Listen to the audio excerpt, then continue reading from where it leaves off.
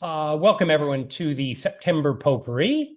I didn't know I was going to host it, but someone told me that I should at least introduce Kevin Delaney. Kevin has come by and has a special offer on green laser pointers and an astronomy course. There's information down here and business cards if you're interested. So you can check that at the break. Okay. All right. Good evening, everybody. Welcome to the September Potpourri. Can you hear me? Okay. All right. Awesome. Okay. So we have a great lineup. A big thank you to all our speakers today. They've worked very, very hard. Some of them were very patient as we reschedule from August to September. We're going to basically go in the sequence that's on the website. To be fair, I started with whoever responded first, and we kind of went from there. So that was the most fairest way to distribute today's talks.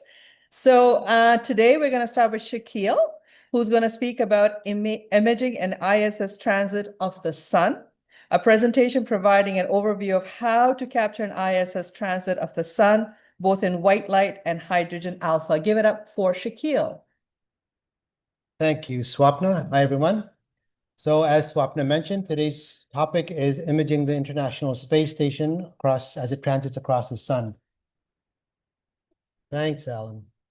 Okay, so imaging the ISS transits of the sun. This can be used for both the sun and the moon, but we're going to focus on the sun today. So agenda.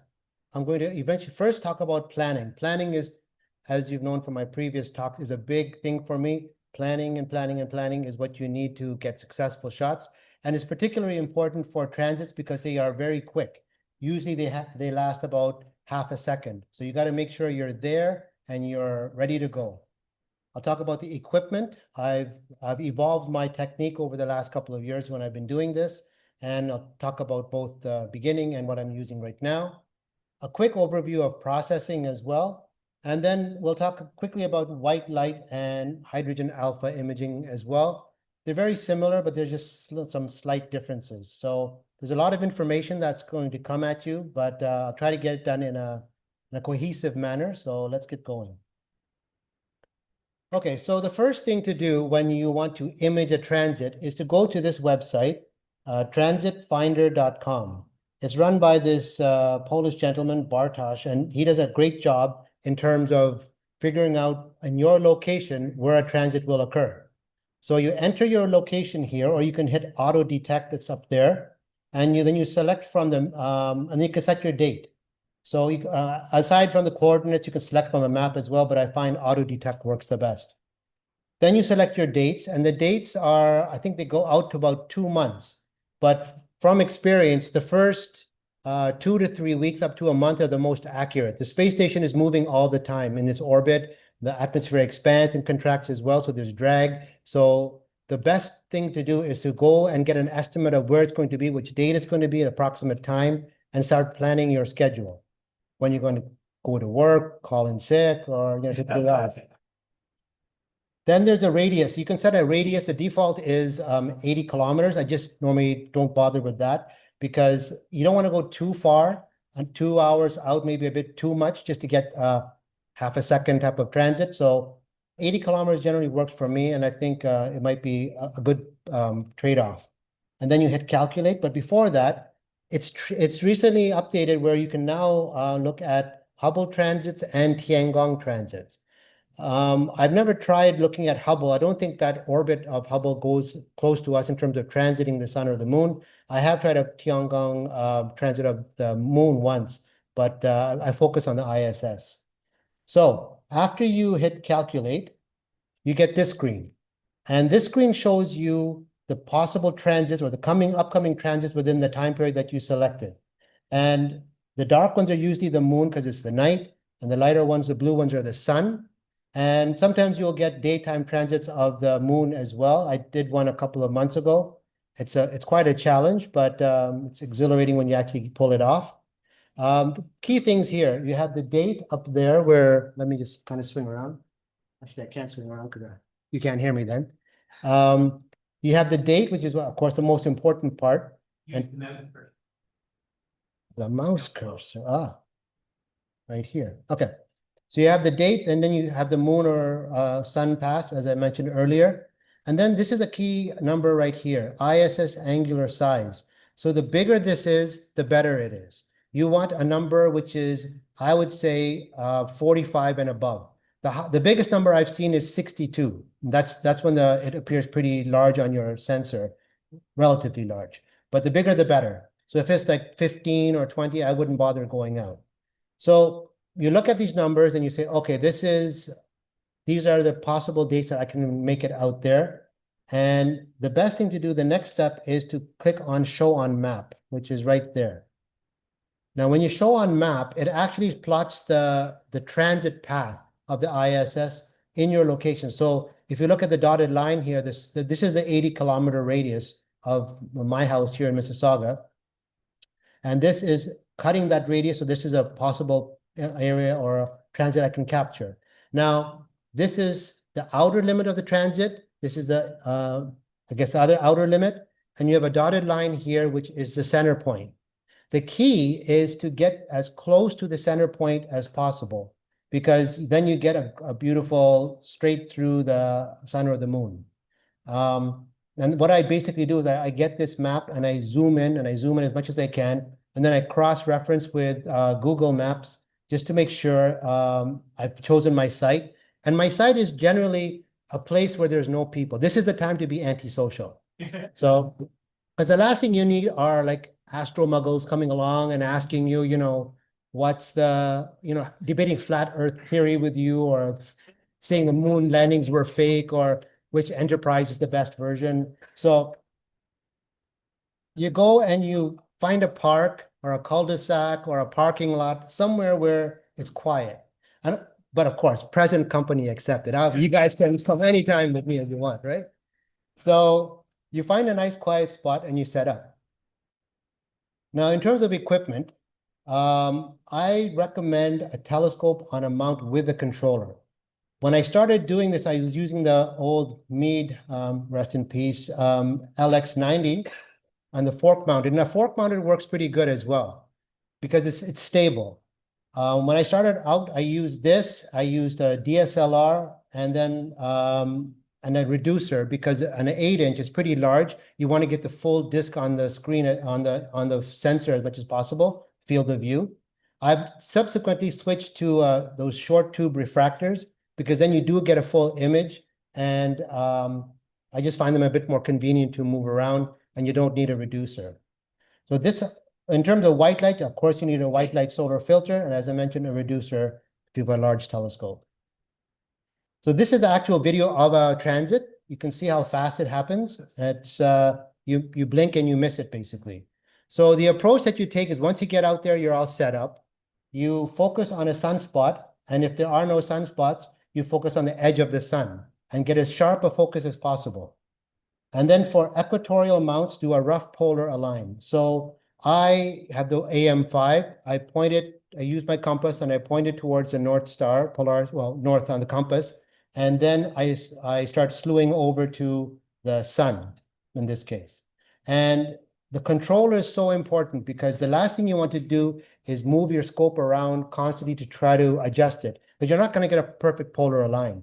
So if you have a controller there, a little toggle or whatnot, you put it on slow and you keep on moving it slightly so the sun or the moon stays in your field of view.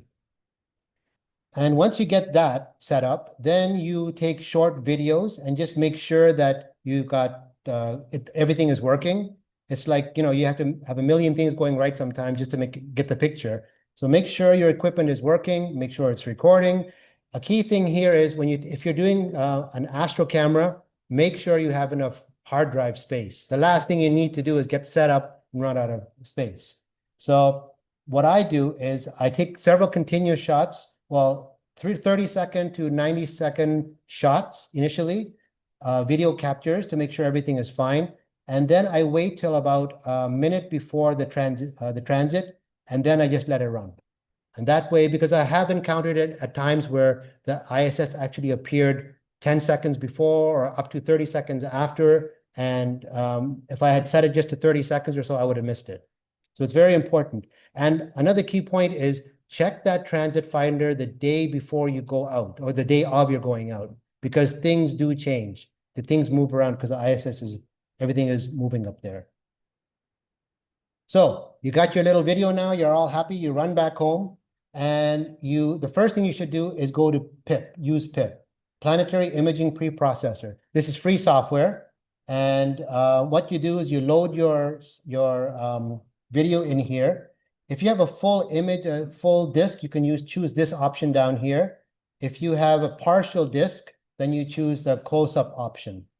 And this is also good when you're taking just ISS shots as well, because it has the facility to just isolate ISS images as well.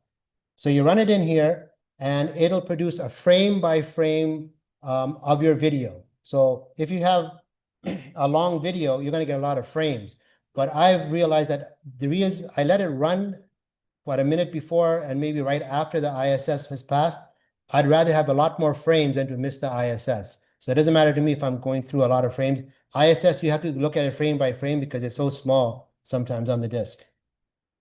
You run it through this, it isolates all the frames with the ISS transiting the sun, and then you save those to a separate folder. So for this, for the video that you saw beforehand, these were the frames where the ISS appeared. Not a lot, but it's a good amount. For a DSLR or SLR, you'll have this amount of frames. For an astro camera with a faster shutter, you'll get maybe double that in terms of the number of frames. So then you put it into Photoshop. So you choose, or GIMP, which is a free software as well. You choose one of these frames and say, okay, this is the frame I'm going to use as my base frame. And then you use layers, and you layer each one of these images on top of that base frame, and you mask off that layer, and you unmask basically the ISS. So you do that for every single frame, and you start to show the progression of the ISS across the disk. And then this is the image that you get, or similar image to this. So what you do is, the one other thing is, when you use the camera, for an astro camera, try to use a mono camera rather than a color camera. You can also use an IR UV cut filter to sharpen the image a bit. And then you can colorize it later on in Photoshop or GIMP or any of these software.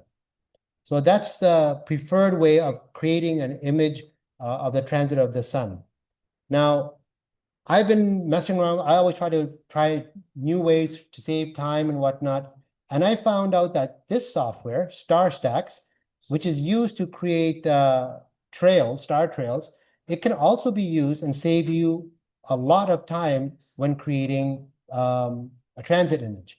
I haven't seen this anywhere on the internet. It was just me fooling around and with this software, and I found out this works. So what happens is, you take all your images and you drop them here. You either upload them or you can just drop them over here.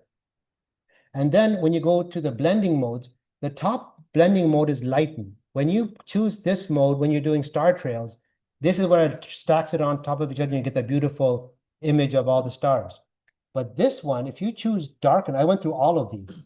And if you choose darken and you hit process, which is this button up here, within 10 seconds, it creates the full image of the ISS transiting the sun. The only thing you have to worry about here is, because it's darkening, if you have any sunspots, they blow up like this, like they vomit. They become like 50 times the size. So what you do basically is, for masking, you just take one of your original images from here in GIMP or Photoshop, and you just mask out and put the original sunspot there. And there's your image. You can colorize it and whatnot. So this is a little astro hack. So that's white light. Now, HA transits. We have our telescope for the club here, the 80 millimeter blunt. And what I do here, I used when I did the image with the HA, I used fire capture here and a dedicated camera. This was the ASI 290 mm, because I don't have the full frame 174 mm. And I knew that the transit would be coming along, where's the mouse? Right here, along this path here. So I isolated the lower path part of the sun. And what I did was, when I took an image of this when the ISS passed, then I took another image of the top part of the sun and I blended them together in Photoshop. So the key points here are, you have to look at the image that you're seeing on your screen, and you look at the contrast. So you see the sunspot appearing in a good, decent contrast, not overblown, not too dark, and you can start to see some of the filaments as well. Again, use these to focus and make sure that they're appearing not too bright and not too dark. I usually said, for this instance, I set a histogram about 70%, which seemed to work. So this was the image that I captured. You've seen this image before, and I call this image Perseverance. So this image was that transit line was in Whitby, Oshawa. So there's like an hour and almost hour and a half travel from here. So I set out and I had my two kids in the back, and we were traveling on the way there. Halfway, I realized that I had forgotten to take my power cable for my mount. So my mind started spinning, and I'm just like driving, and I'm like, okay, I can't do this. So I turned it around Victoria Park. I said, I can't do this. So then I turned the car around, and they're like, no, let's just do it. We'll figure it out. So I'm like, now we lost about 10 more minutes, and it was tight anyway. So I said, okay, let's see what something might happen. I turned the car around, and then when I arrived there, I realized I left my tripod locked at home, my mount hand controller, which was a moot point anyway because it was dead, and my laptop power cord. So you know that all that planning I was talking about? Do a better job than I did.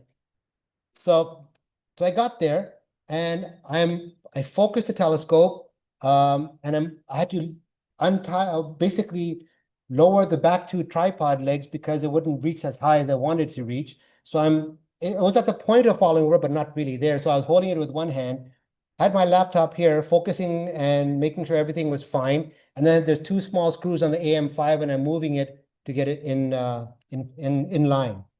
So, they say this hobby is not stressful. It's supposed to be peaceful. I think I gained some gray hairs there.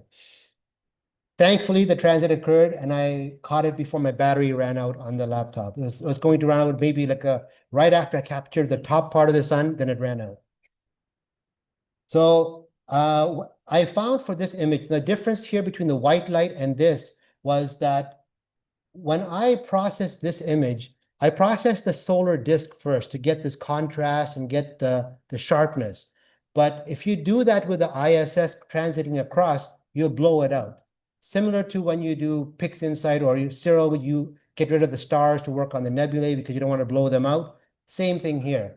So what I did was, and this was very tedious, I first processed the sun, and then each one of these images I processed separately in the same way that I processed the sun, and then I masked and overlaid them on top of this.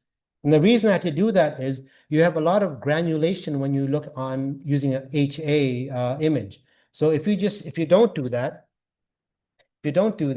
what happens is when you mask on the ISS, it looks flatter, it looks duller, it doesn't look the same. This took me a while to come up with this method, but it worked out well. So it worked out very well. So I got astronomy picture of the day online with this image.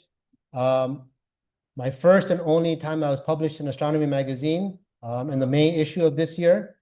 And Starfest as well. I got a bit of an award there too. So all that effort and stress was worthwhile in the end. So thank you very much. And if you have any questions, please let me know.